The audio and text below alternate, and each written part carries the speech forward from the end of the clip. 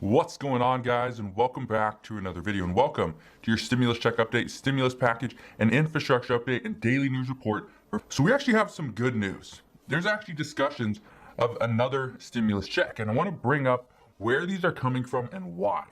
Also, we're going to touch on the $3.5 trillion stimulus package, where we see that going, if this is going to pass, and everything in between. Also want to address how one retailer is now putting in the limits to supplies that you can buy, so make sure you stay tuned for that. And also what the CDC director stated as to who she believes should be getting a booster shot as of right now. So again, thank you guys for watching, and let's get into the update. Over the past few months, we have been hearing how lawmakers want to see certain people get additional assistance, more relief, another stimulus check.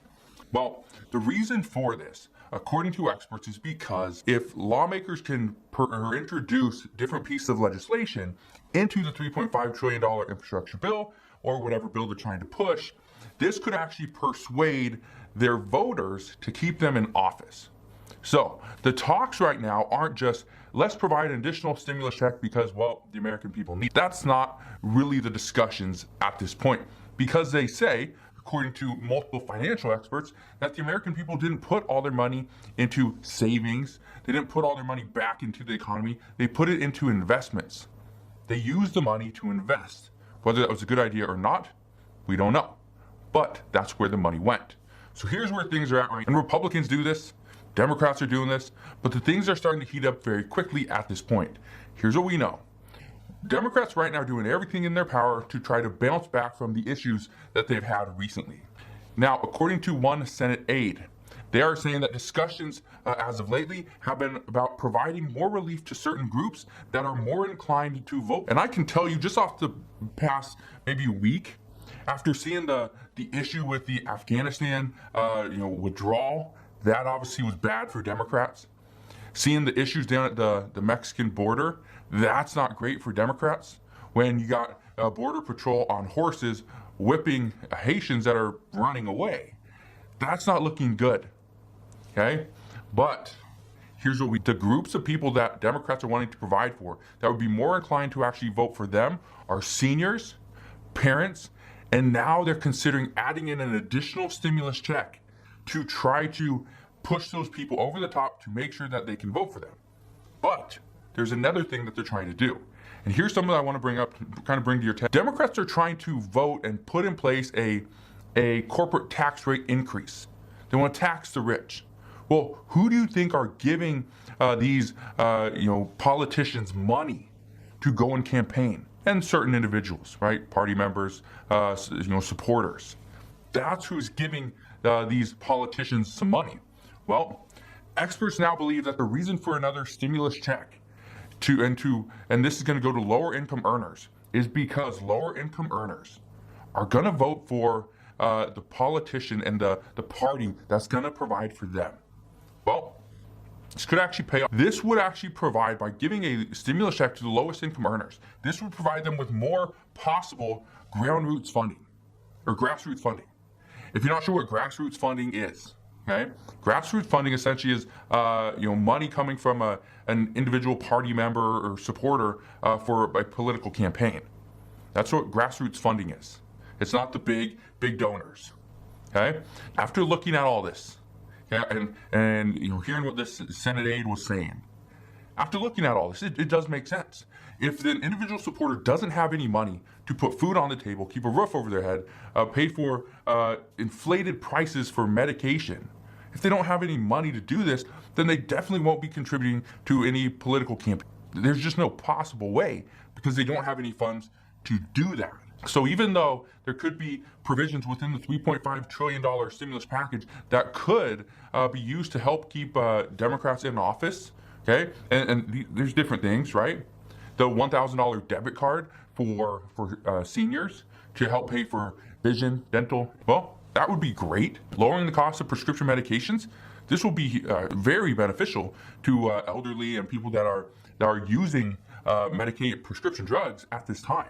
But making sure daycare isn't so expensive, that's going to be very beneficial. A stimulus check would be great, but again, a stimulus check is just going to be a small portion. Affordable childcare is going to be huge. Affordable housing would be major, right? And all these other, assistance programs are going to be beneficial. But you package all them together compared to a stimulus check, the big picture, the big assistance is going to be all those different packages. The stimulus check is going to be that small thing. So yes, the stimulus check is still considered a very big deal. According to experts, a stimulus check would actually pull more weight when it comes to getting a certain politician reelected. I've been saying this for a while. It's going to come down to, what do the votes look like? How are the votes playing out? Well, the reports this morning from Jeff Stein from the Washington Post, he's saying that I think there's 4 Republican senators that are planning on retiring. And one, Senator Chuck Grassley, he's currently 88 years old. He plans on actually going forward and running. So we're going to see what happens there. But some of these senators are getting a little bit older. They're considering just retiring. So there could be a big shift in the Senate. So again, we need to understand, how are these votes going to play out? Because how these votes play out, that's going to play a major role in what we see in this bill and who gets the majority of the assistance or stimulus. We have to see if the $3.5 trillion bill is even going to pass anytime soon as well. Because right now we don't know. What we do know is that there will be a vote on the government funding bill and the debt ceiling suspension. This is going to happen on Monday, according to all reports.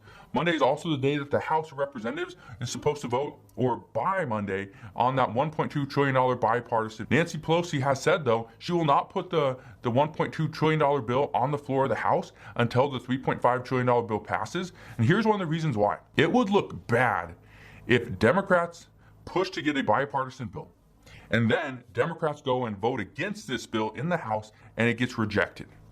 It would look bad. And then on top of that, Nancy Pelosi has said that, and progressives have said, that they will not vote on the $3.5 trillion bill.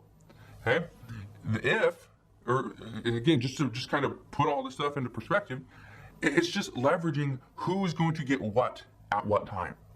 Because Nancy Pelosi isn't going to put the $1.2 trillion bill on the floor until the $3.5 trillion. Progressives say they will not vote on the $1.2 trillion bill until the $3.5 trillion bill passes.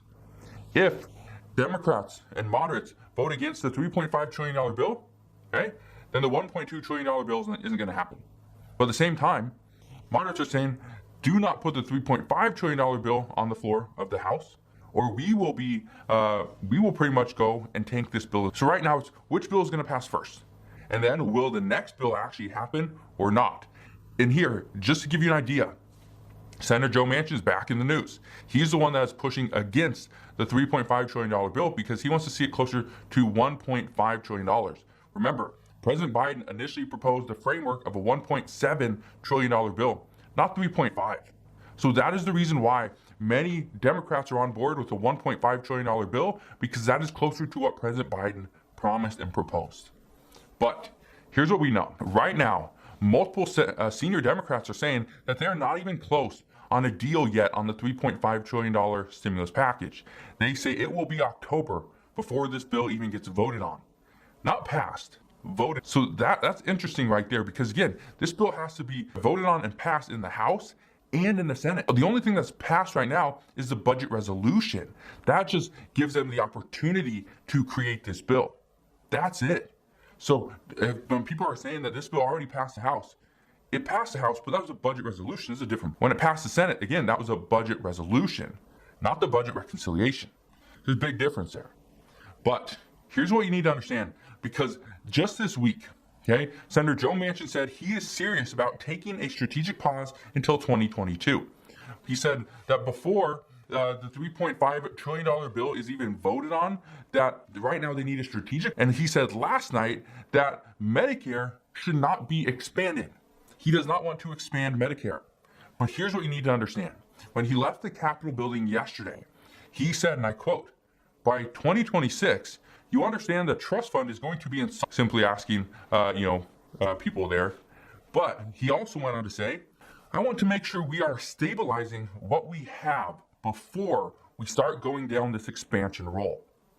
Now, he's not the only one that supports that. He's not the only one that likes. According to reports, this is also supported by others in the House of Representatives as well. One of them is Representative Susan DelBene. Now, I can tell you right now, This is a high priority for progressives and Senator Bernie Sanders.